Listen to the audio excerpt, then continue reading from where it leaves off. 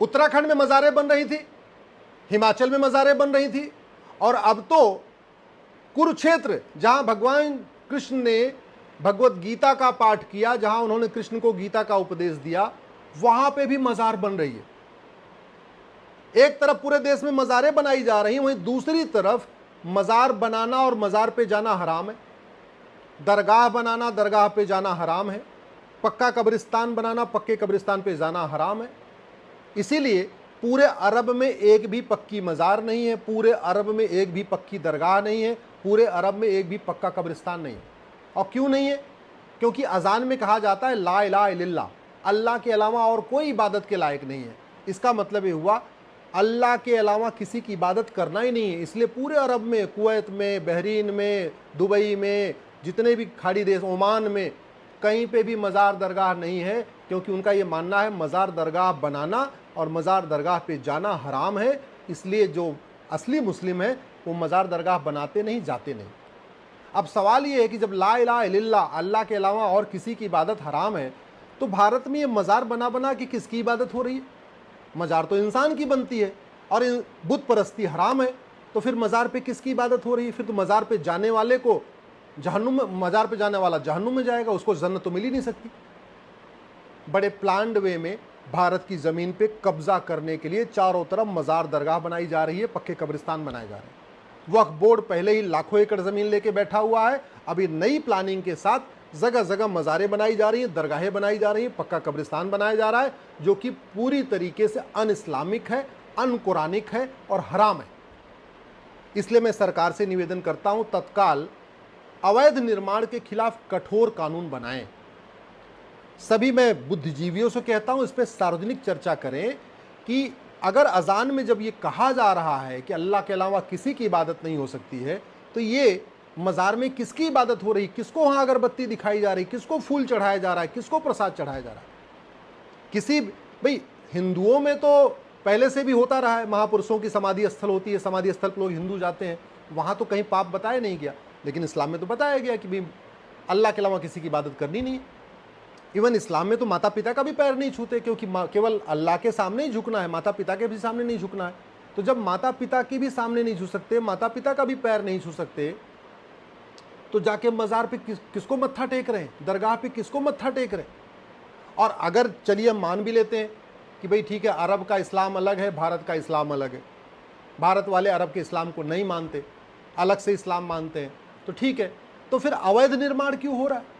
सड़क के किनारे मज़ार दरगाह, हाईवे के किनारे अवैध मज़ार दरगाह, रेलवे स्टेशन के किनारे अवैध मज़ार दरगाह, एयरपोर्ट के किनारे किनारे मज़ार दरगाह, उत्तराखंड के सारे जंगलों में मज़ार दरगाह, हिमाचल के जंगलों में मज़ार दरगाह। ये क्या, ये कोई सोची समझी साजिश है? इस पर गंभीर चिंतन क्यों नहीं हो रहा है, चर्चा क्यों नहीं हो रही है?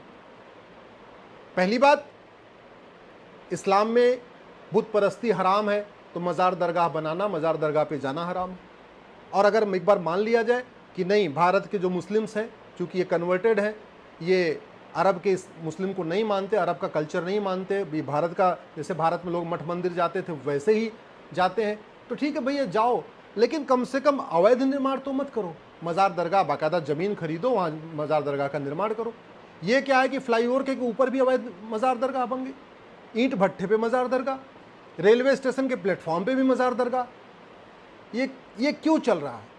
ये इसलिए चल रहा है क्योंकि भारत में हमारे अवैध निर्माण के खिलाफ कोई कठोर कानून ही नहीं है।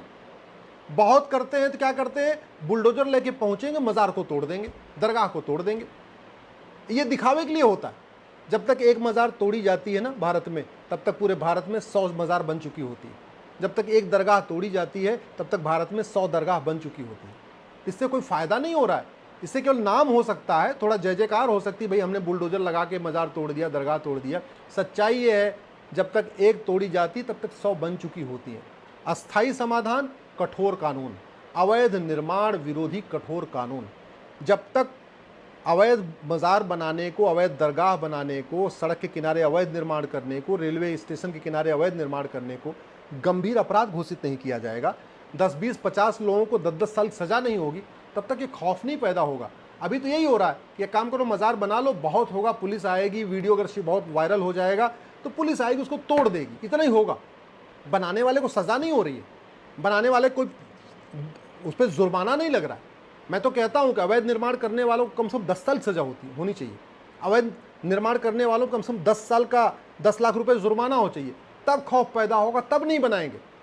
भाई चीन में अवैध मजार दरगाह तो नहीं बनती, सिंगापुर में मजार दरगाह अवैध निर्माण नहीं होता, अमेरिका में भी अवैध निर्माण नहीं होता, रूस में भी अवैध निर्माण नहीं होता, जापान में भी अवैध निर्माण नहीं होता। ये भारत में क्यों होता है?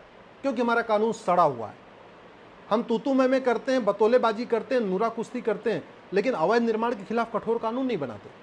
हम जिहाद के खिलाफ कठोर कानून नहीं बनाते, मजहबी उन्माद के खिलाफ कठोर कानून नहीं बनाते, धर्मांतरण के खिलाफ कठोर कानून नहीं बनाते, घुसपैठ के खिलाफ कठोर कानून नहीं बनाते, हम ड्रग स्मगलिंग के खिलाफ कठोर कानून नहीं बनाते, ह्यूमन ट्रैफिकिंग के खिलाफ कठोर कानून नहीं बनाते, लैंड जिहाद पे हम कठोर कानून नहीं बनाते, लफ्ज जिहाद पे हम कठोर कानून नहीं बनाते, बस बतौलेबाजी करते हैं। तू मैं आरोप प्रत्यारोप, नूरा कुश्ती, टीवी डिबेट में एक दूसरे से जीत रहे हैं, एक दूसरे को पछाड़ रहे हैं, ये सब कर रहे हैं, लेकिन जमीनी स्तर पे कोई बदलाव नहीं आ रहा है। क्यों?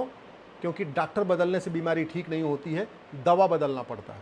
याद रखिएगा, डॉक्टर लाख अच्छा हो, दवाई घटिया हो तो बीमारी ठीक नहीं होती। ऐसे शासक बहुत अच्छा हो, अगर कानून घटिया होता है, कानून कमज़ोर होता है, तो अराजकता ख़त्म नहीं होती है। कोई भी पत्थरबाजी नहीं रुकती है, न अलगाववाद रुकता है, न नक्सलवाद रुकता है, न माओवाद रुकता है, न कट्टरवाद रुकता है, न जिहाद खत्म होता है, न मजहबी उन्माद खत्म होता है, न धर्मांतरण रुकता है, न घुसपैठ रुकती, कुछ भी नहीं रुकता। और भारत में जो कुछ ये हो रहा है, ये पूरी दुनिया में नहीं हो रहा है। भारत में जो कुछ हो रहा है ये लाइलाज समस्या नहीं है, इसका इलाज है, लेकिन हमारा कानून घटिया है, इसलिए सब कुछ जारी है।